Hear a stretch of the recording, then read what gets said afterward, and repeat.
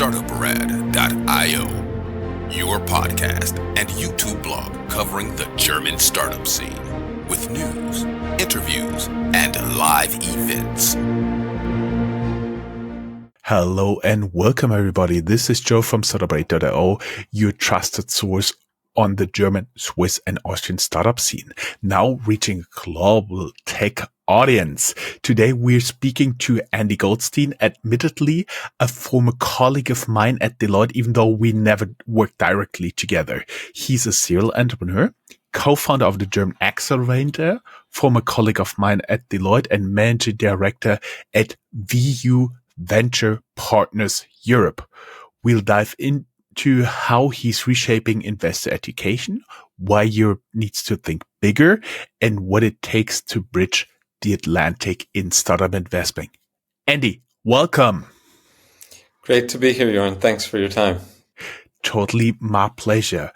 How would you summarize your admittedly a little bit unconventional journey from launching companies to building platforms like the German Accelerator and now VU with a, I would say, extensive stint at Deloitte in between?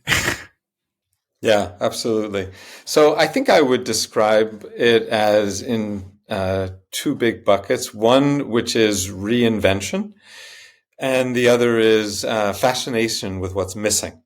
So reinvention in the sense of, I moved over to Germany when I was just beginning of my 20s as the IBM PC was launching. I spent 20 years building a business and exiting, really learning it the hard way in the market, and then started into building the Entrepreneurship Center at the LMU, which gave me access to great technology and lots of founders with a big brand behind it. We saw then that there was not enough, and we had to reinvent that. And that's where the German Accelerator came in and taking, really finding category leaders and taking them out. And also starting my own angel funds was a reinvention where I started to say, I need to also get involved in helping startups to start to get the money.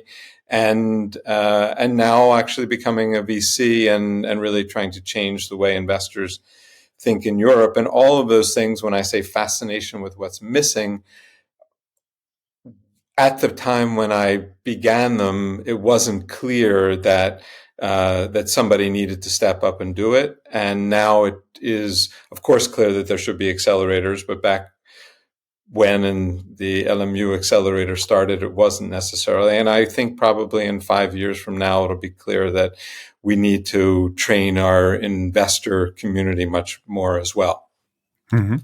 We may add for our audience, most people are from the DACH area, but LMU means Ludwig Maximilian University. Yes. It's one of the premier universities in Bavaria, and I would say also a very good one in Germany. Yes, of course.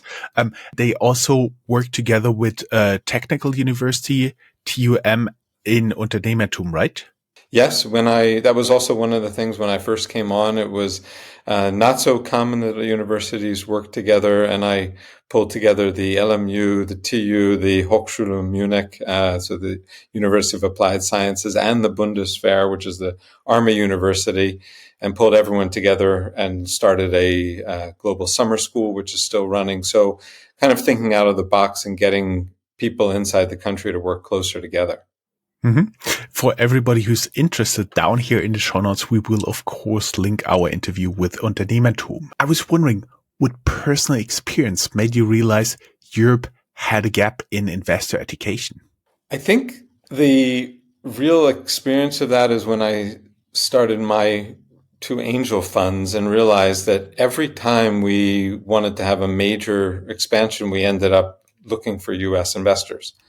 So simply, it's not to say that there aren't European investors, and it's definitely growing, but it just seemed that there's a real gap in it. There's a lot of startup capital. There's a lot of government support, which you don't have sometimes even in the United States here, which is definitely impressive. But then once you get much past your A round, you're pretty much looking outside of Germany and hoping that you can find a growth capital partner as well that's from Europe or from Germany, but clearly they're in the US and clearly they're in Asia. So that was it was the reality that made me realize it. What I had in mind when you've been talking about that, like the bigger rounds, I've always heard it.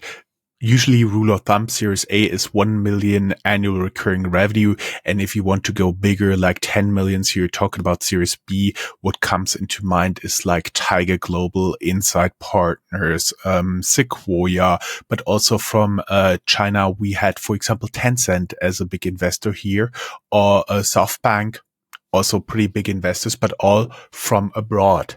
I was wondering from our audience, what do you think Europe needs more? Better startups or better investors? Drop us an answer in the comment or tag us on LinkedIn or post with hashtag Startup Radio Debate. So let's get a little bit into VU Venture Partners, a fund that actually trains VCs. Can you tell us a little bit about what this exactly is and how is it disrupting the traditional VC model? Yeah, absolutely. So when I was onto my next step recently, I started really looking deeply into why VC doesn't perform that well. And what I mean by that is around 75% of venture capital funds, as a total number of funds, don't ever produce a carry, don't pay profit, and therefore don't pay their LPs back more than the money that they invested. That's just a huge number. And one of the main reasons, if you talk to VCs, a lot of them will say the same thing, which is that it's the most expensive training program of all. And that's the reason that the reason for that is that people are learning by doing with the money of their LPs. And what really is different about VU is that VU is a fund that allows you to do real investing by actually doing it. So every quarter, the name of the fund, VU Venture Partners, we accept, it's a real program. We call it an investor accelerator. We accept between 40 and 60 investors globally into the program. And those people attend, they're treated as partners. They attend every partner meeting. They come to every deal flow meeting. They're in every investment committee meeting. They are driving deals. They are each looking at around 100 deals each during, let's say, a 3-month period. So what you have is you have a situation where if you have 50 people in the cohort, then each looking at 100 deals, we're looking at 5,000 deals a quarter. So 20,000 a year. That's about 10 times the amount that most VCs are able to look at. And what's also very disruptive about it is that the people who are signing up are really on an extremely high level. So whereas most VCs, when they go into a specialist area, they need to go hire expert witnesses and things like that, and people who are specialized in a specific area. With VU, we now have VU stands for Venture University. We have now over 800 graduates, 800 venture fellows, which means that we have a huge network of people, and we always have an expert that we can call on. And the people who are in the cohort itself are also tremendously talented. So when you're talking about our health tech investments, we have 3 medical doctors that are in the cohort this time. Yeah, we have professors when you're talking about deep tech. So it really is a group of people that are able to analyze deals at a level that is quite uncommon in VC. You've already hinted at it. You let the participants of Venture University who get trained there as real investors to join the real investment committees. What kind of impact does this have? So it has massive impact because the venture partners are actually driving the process. So everything is remarkably well templated out. You get help on all of your due diligence. You get coaching from the general partners and weekly meetings, 2 of them, where they go through and make sure you understand what topics might be missing in order to get through the investment committee. But in the end, you learn how to build conviction for a deal, that you're absolutely behind it. And unless there's a couple of venture partners that are absolutely committed to getting a deal done, it probably is not going to come to investment committee, because the venture partners are the ones that are saying we're ready to come to the IC. And because everybody is invited to every IC, so the program runs global online, California time. So the key meetings are like 6 p.m. to 8 p.m. European time. When there's an investment committee, even if it's a deal that you're not leading, you're on the investment committee, and you start to see how you're in the meeting. You still have to pass through the 2 general partners, but actually that's the way every single venture capital fund works, right? You always have to get the general partners to approve the deal. And last quarter, as an example, we did 6 investments and had 8 investment committee meetings. So there's a very large percentage of the deals that are actually getting done. And that's one of the big learnings, is you come out of the program being an investor. You've done 4 to 6 deals in a quarter. If you stay for a full year and you do all 4 quarters, you've done 16 to 25 investments, right? And you become much more proficient as you go along. So, and you're also in the cohort with people who have been in already. So you're learning from each other, and you're getting strong coaching from 2 general partners that together have over 50 years of VC experience and remarkable track records of actual paid back investment. You already hinted that you came over to Germany in your early 20s. For everybody who's watching this, they can tell that you're not in your early 20s anymore. Actually, we had a conversation at the Business Angel Day, and know very well how mature you are, how senior you are. But you've seen over this time quite a lot in the US and in Europe, and VU is, as you said, also based in California. So what do you see as the main difference in mindset between the European and the American investors, and how does VU address them? Yeah. Just for clarity, by the way, we are, the main office is in San Francisco, but we have offices here in Munich in Europe. We're in Hong Kong, and we opened Brazil recently. So about 65% of the deals come out of the US, and 35, which is also not a bad representation of the number of startups that are really hitting the market. So, the main difference that I see between the American and the European investors, and anytime you generalize, it's already wrong, but let me say that the Americans tend to be much more stage agnostic. It's here in Europe, you get a lot of no's because you hear it's too early for us or it's too late for us. And you don't hear that so much in the States. You see that even the big VCs are coming in very early and they're staying very late.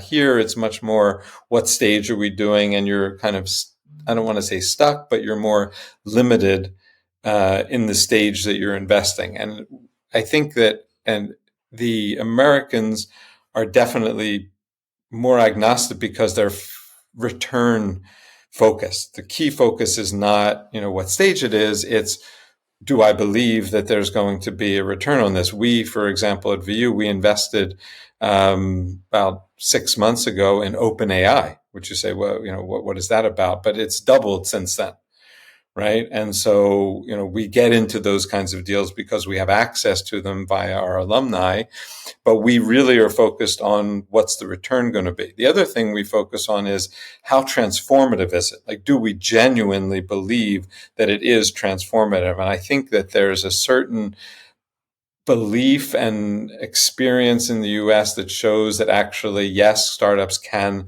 completely transform industries. And we see that again and again, whether it's from Google to you name it, Venmo and on and on. It's always been startups that have been cutting edge over the last 50 years. And so we're looking for those truly transformative companies.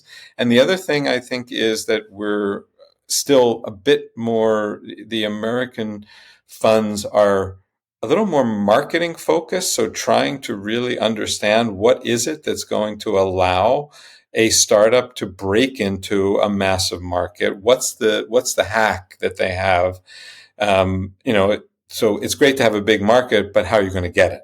Mm-hmm. When I look into some of the investments there, We Grow, HealX, Cellbricks, Orchid Robotics, Isaac Health, AOA, Insight, and so on and so forth. Pretty interesting. And as you already mentioned, also stage agnostic, more or less, right? Yes. Yes.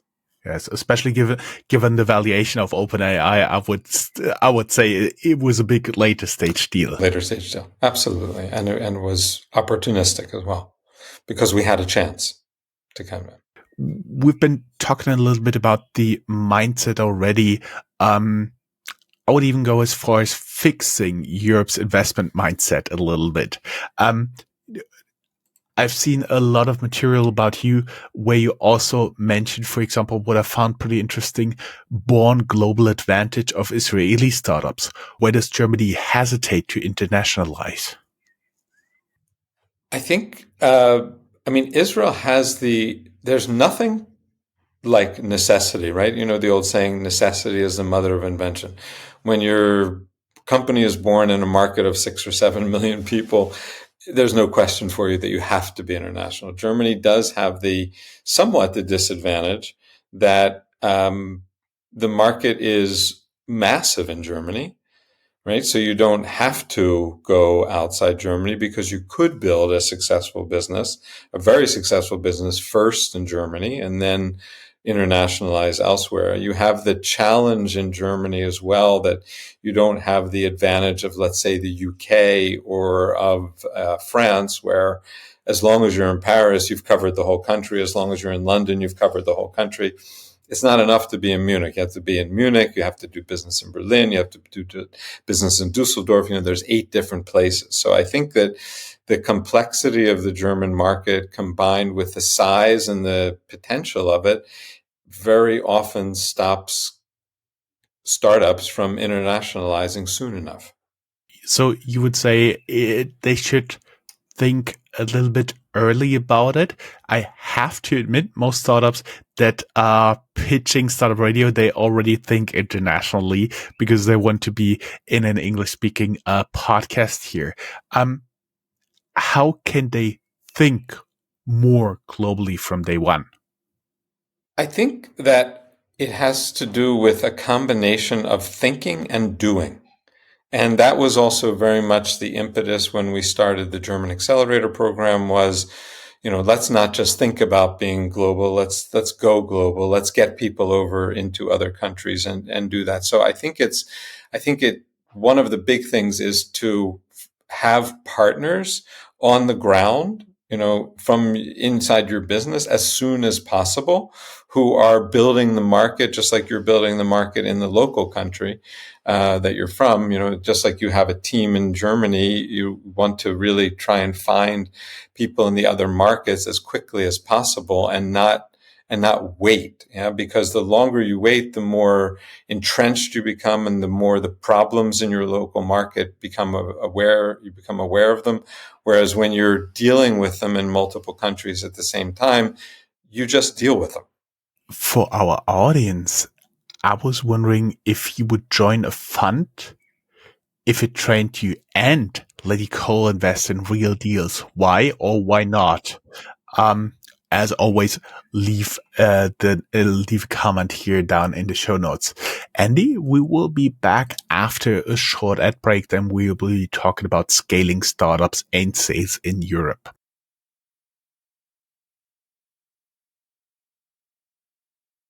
Andy, welcome back to Scaling Startups and Sales in Europe.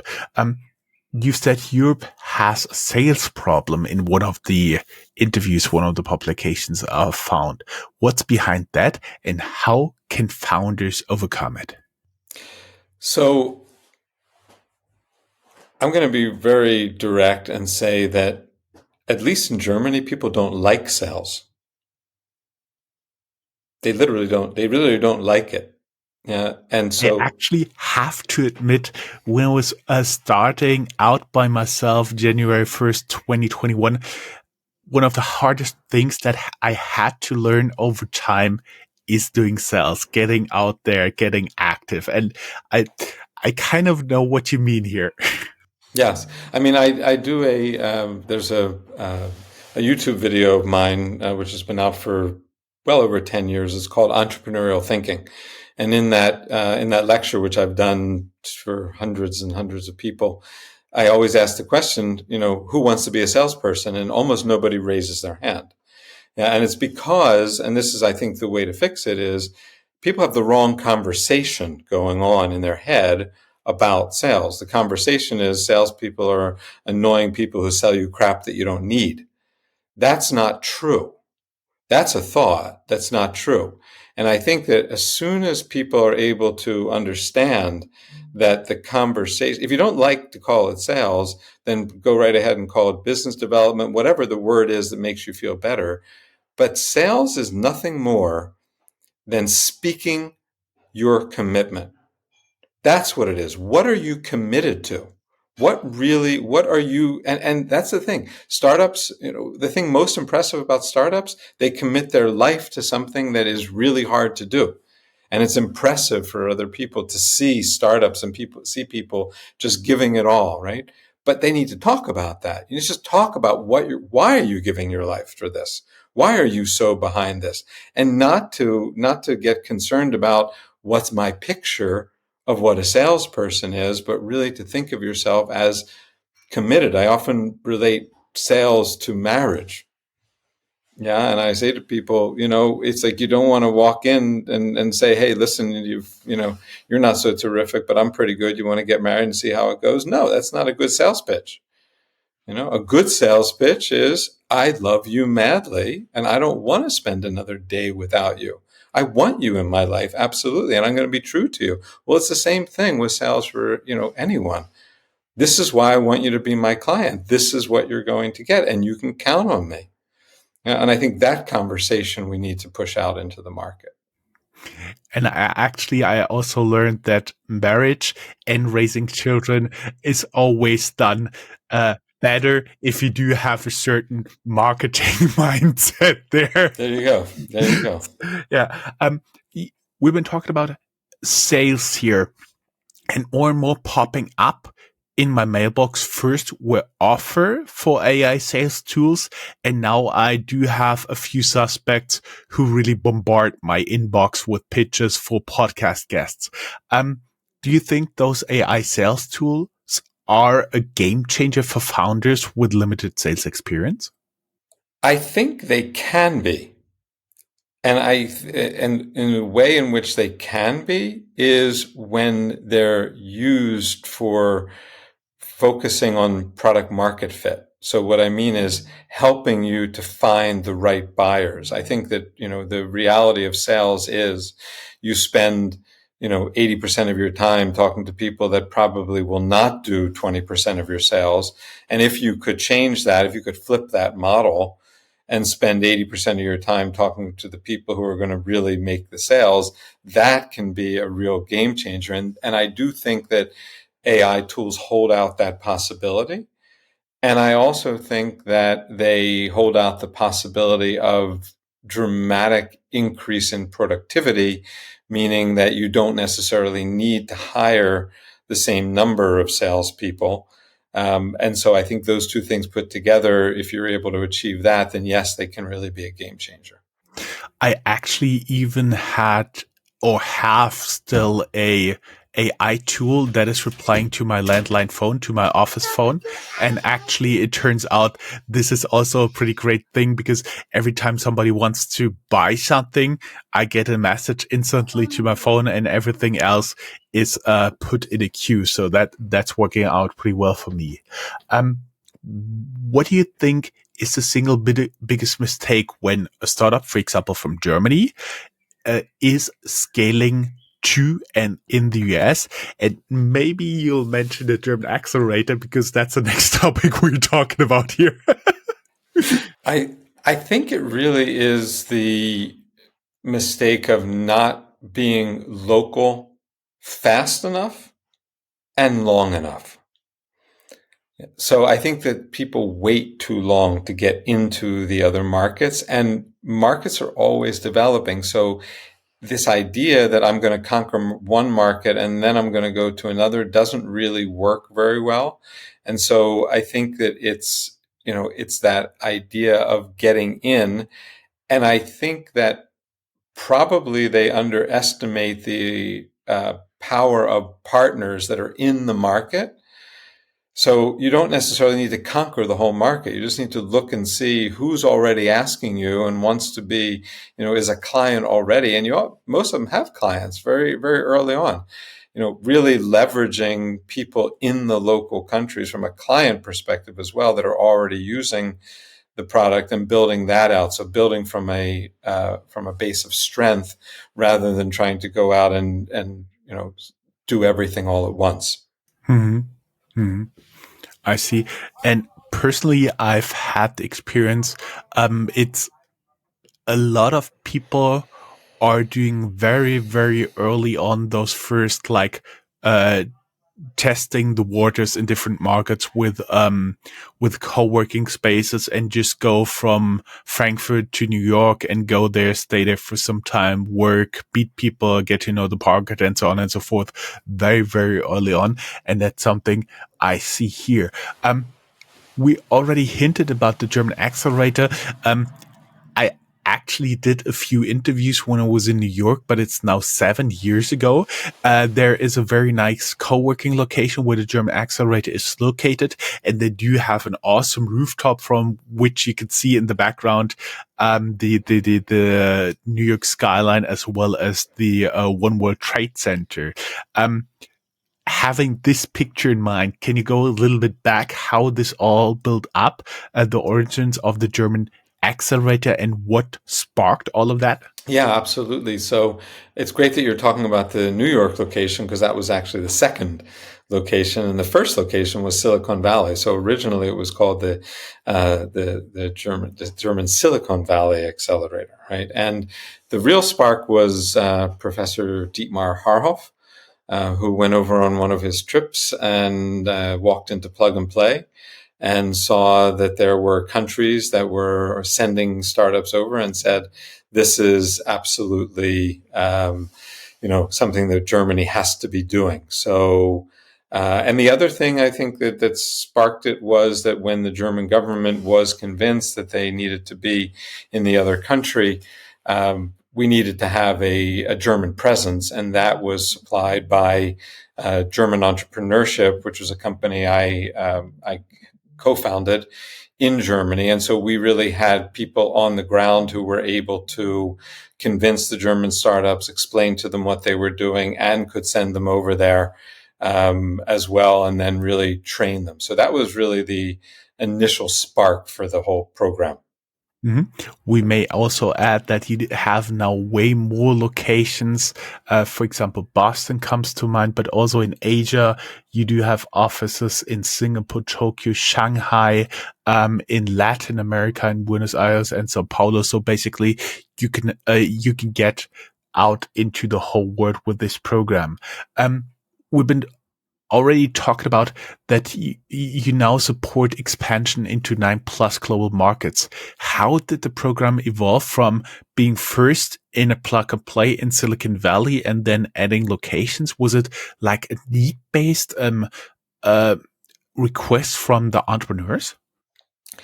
It was a Combination. Yes, there was definitely a request from the market side. So, and there was also, I have to give a lot of credit to the German government. Regardless of the administration, there's various people. Johannes Felling is a name that I think you can't think about the German Accelerator without him. He was really the person who brought it through in the very beginning. Stefan Dreves from the ministry has been and still is one of the driving forces behind the German Accelerator, and it really has a lot to do with the ambition of the government to be in and support market leaders from Germany to become global. And so it was very much done hand in hand with where entrepreneurs were asking, but also where the government itself said, this is a priority for us. And that also, I think, shows the power of, that's what I meant before. Sometimes when you have one really great client, can actually take you very, very far. And I think that's something we also try and teach people in the US. And when they go to different, whether it's Singapore or wherever they go, get a great client and expand along with them. That usually makes a lot of sense. It's also a recommendation I've heard pretty early on, and it's kind of stuck with me over time. To wrap this a little bit up, because I know you're not currently actively involved with the German Accelerator anymore, I would still be interested to pick a little bit your head about your framework for deciding when a startup should expand beyond Europe. Yeah, so I think that the important thing is that it's not about our frameworks.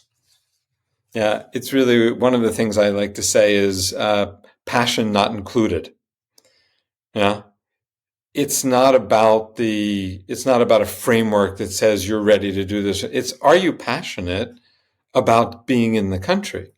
Yeah, are you committed to doing that? Is it something that's absolutely on your roadmap? And it's not. And when we see that kind of passion, yeah, and it's this another saying I like to use is mission possible. Like, I believe I can do it.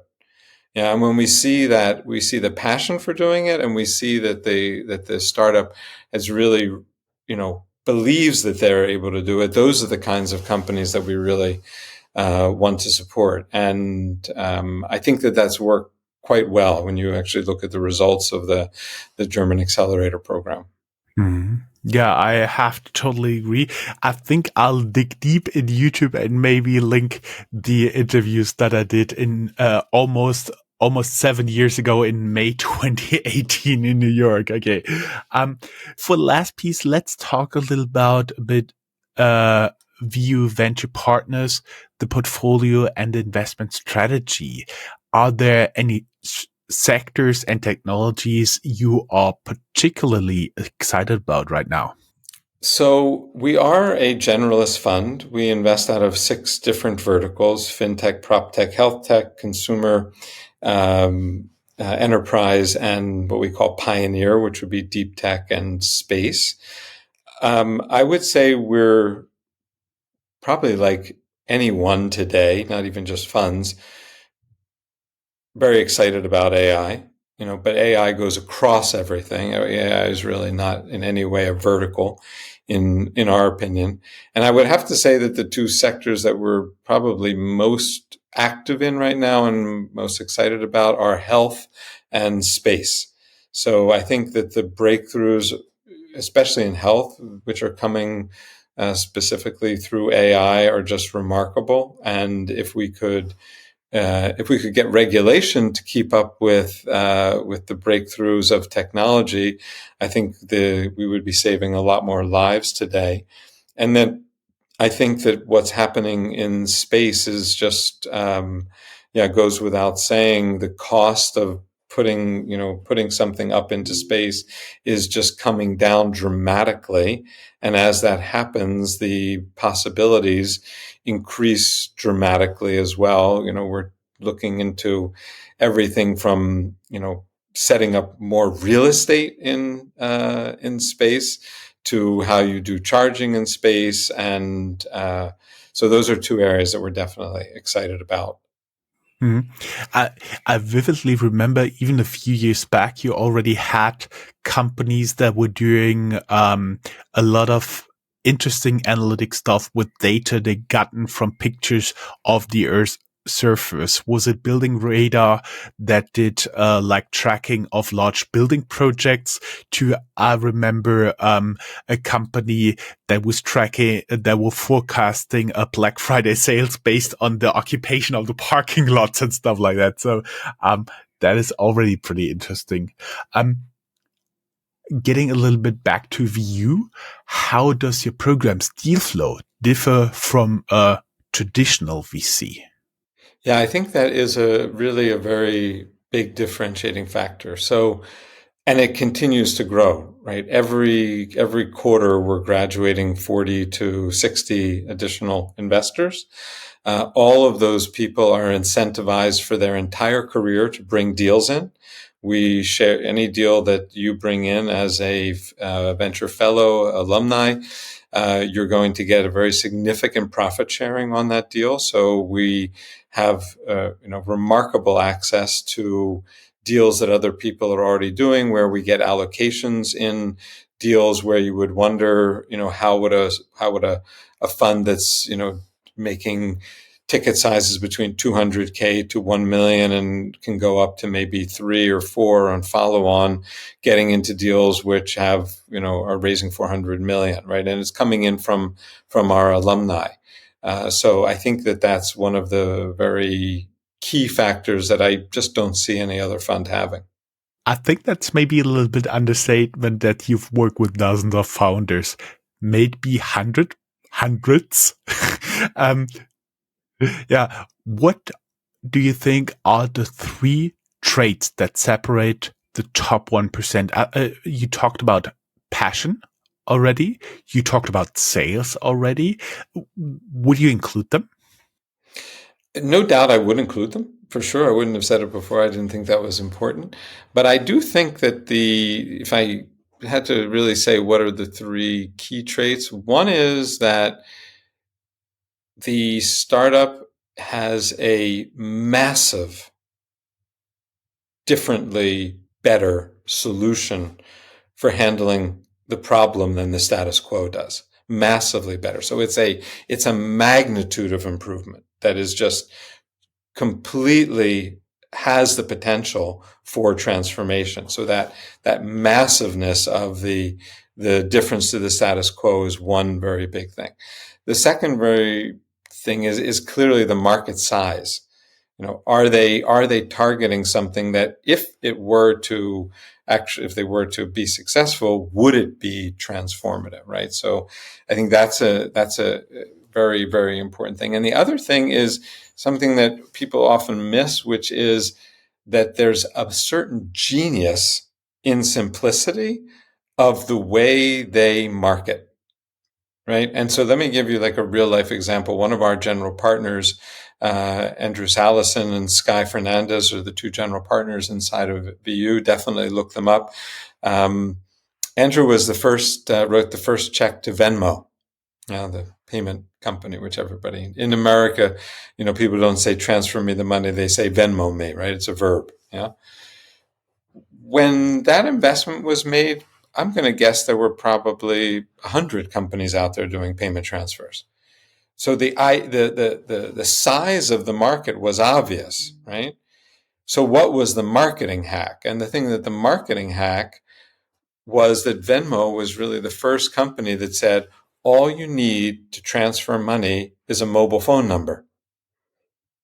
Yeah. That blew the market open with an incredibly interesting and simple interface. So I think those sort of 3 things together are really what separate the 1%. Andy, we are now recording, I do believe, for almost, for quite a bit.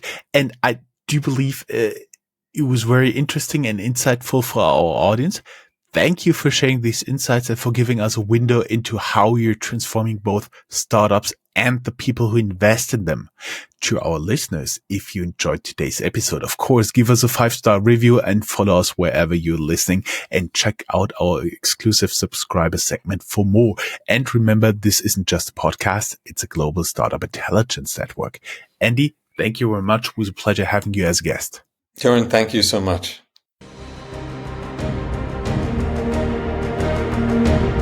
That's all, folks. Find more news, streams, events, and interviews at www.startuprad.io.